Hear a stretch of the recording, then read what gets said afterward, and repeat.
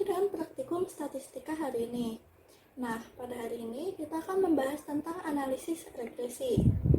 Analisis regresi adalah salah satu analisis yang bertujuan untuk mengetahui pengaruh suatu variabel terhadap variabel yang lainnya. Nah, dalam analisis regresi juga, variabel yang mempengaruhi itu disebut dengan variabel independen, dan variabel yang dipengaruhi itu disebut dengan variabel dependen. Nah, kita lanjut. Regresi linear ini dibagi menjadi dua, yaitu sederhana dan berganda. Kita bahas yang sederhana dulu. Regresi linear sederhana merupakan analisis untuk mengetahui persamaan hubungan antara variabel dependen dan variabel independen. Next. Nah, di sini ada suatu persamaan umum dari regresi linear sederhana, di mana A ini merupakan konstanta dan B merupakan koefisien. Di sini juga ada rumus untuk menentukan nilai A dan nilai B. Kita lanjut. Di sini ada contoh soal. Di soalnya, buat model regresi linear berdasarkan data tersebut dan uji apakah terdapat hubungan yang signifikan atau tidak. Di sini juga disajikan sebuah data dengan dua variabel, yaitu variabel X dan variabel Y. Kita lanjut. Nah, cara menjawabnya itu ada 4 tahap. Yang pertama, tentukan hipotesis 0 dan hipotesis alternatif. Cara menentukan hipotesis itu ada H0, di mana H0 ini terdapat pengaruh yang signifikan antara variabel X terhadap variabel Y. Kalau misalkan H1 atau variabel atau hipotesis alternatif ini tidak terdapat pengaruh yang signifikan antara variabel X terhadap variabel Y. Kalau kita udah nentuin hipotesis, kita ke langkah 2, yaitu lakukan uji signifikansinya. Yang ketiga, bandingkan p-value dengan nilai signifikansi. Dan yang terakhir ini ambil kesimpulan berdasarkan hasil uji. Nah, di sini ada langkah-langkah menggunakan SPSS. Langsung kita coba aja. Nah, di sini saya sudah membuat datanya, yaitu ada di bagian variabel view, saya untuk namanya menggunakan X dan Y, di mana ini adalah variabel X dan variabel Y. Desimalnya saya ubah menjadi 0. Kita lanjut ke data view. Nah, di sini saya juga sudah memasukkan data-datanya berdasarkan contoh soal. Caranya itu ke analyze, ke regression, lalu pilih yang linear. Nah, kita klik. Ini kita ubah dulu. Yang X ini kita pindahin ke independen, dan yang Y kita pindahin ke dependen. Kita klik bagian statistik. Nah, di bagian statistik ini kita checklist yang estimates dan model fitnya. Kita klik continue, lalu klik OK. Nah, di sini kita udah keluar outputnya dan mendapatkan nilai signifikansinya itu 0,000. Kita lanjut lagi ke PowerPoint-nya. Nah, ini langkah-langkahnya tadi. Di sini juga ada cara untuk membuat diagram pencar.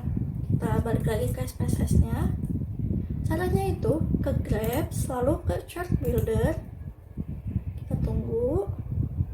Nah, yang ada pilihan ini kita pilih yang scatter or dot. Lalu pilih yang icon kedua. Kita pindahin lagi.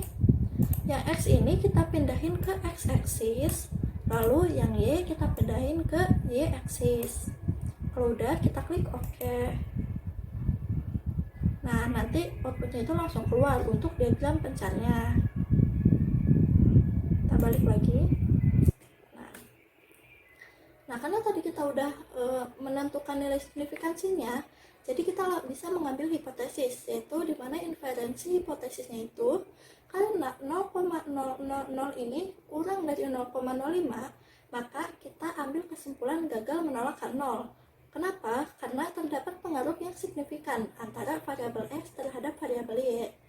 Di sini juga ada persamaan regresinya. Persamaan regresi ini kita dapat dari output yang tadi. Kita lanjut. Nah, sekarang kita lanjut ke regresi linear berganda. Regresi linear berganda ini merupakan analisis untuk mengetahui persamaan hubungan antara satu atau lebih variabel dependen dengan satu variabel independen. Kita lanjut.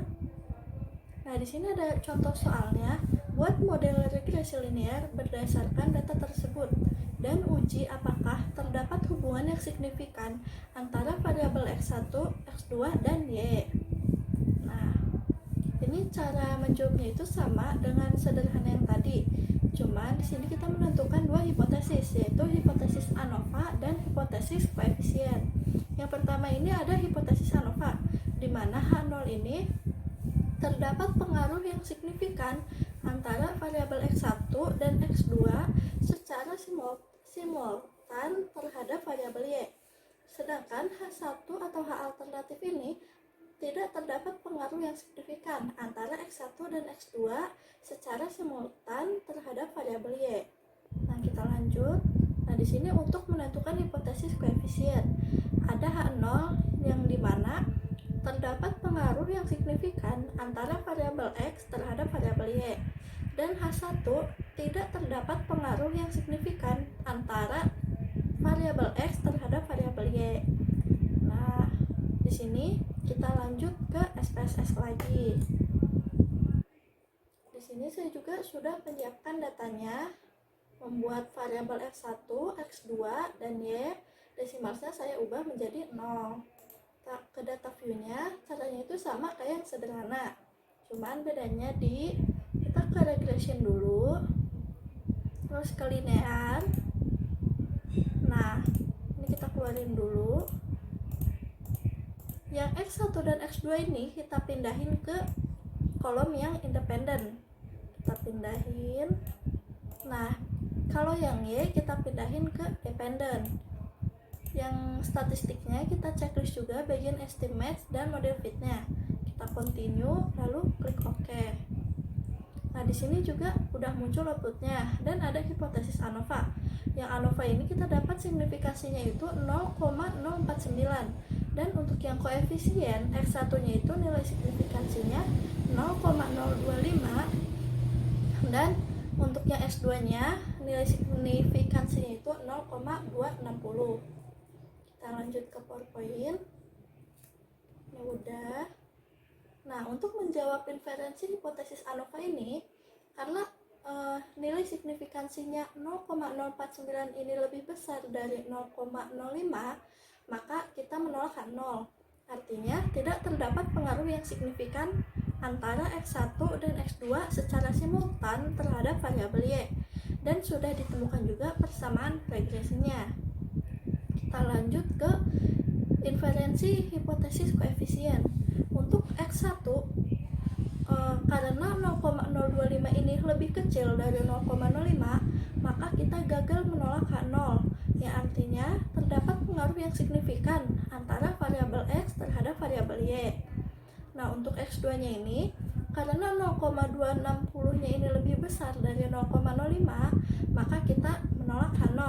Artinya, tidak terdapat pengaruh yang signifikan antara variabel X2 terhadap variabel Y. Nah, mungkin cukup sekian pertemuan kita hari ini. Kurang lebihnya mohon dimaafkan. Wabillahi taufiq wal hidayah. Wassalamualaikum warahmatullahi wabarakatuh.